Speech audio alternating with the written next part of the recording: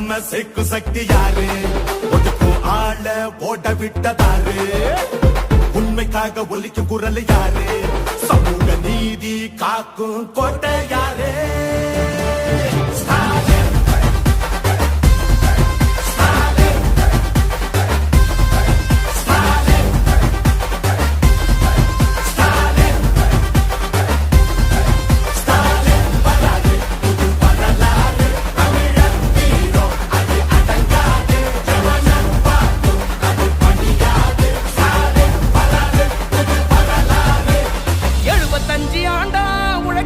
கட்சி நாம வாழும் மண்ணுக்கு பெரு வச்ச கட்சி.